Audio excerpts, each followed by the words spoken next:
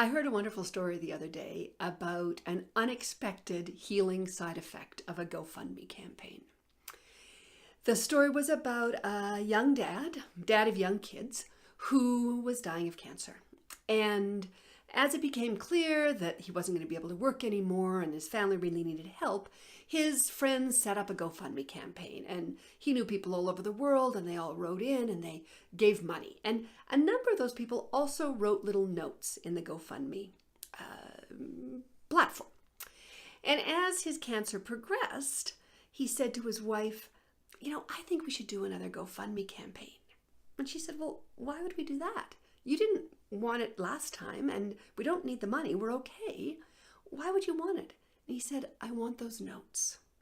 And it turns out that when he was down, he would go back to that GoFundMe page and read the kind and loving notes that people had written to him.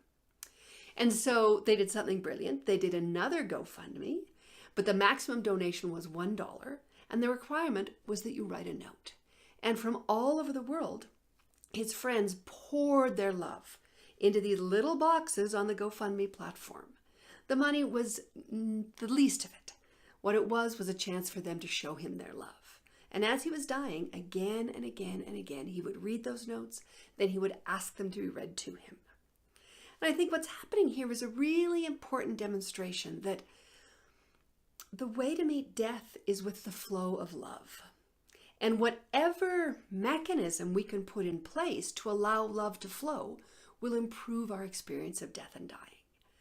Now, that's a very technical and international kind of version of a way to let love flow, but it really worked.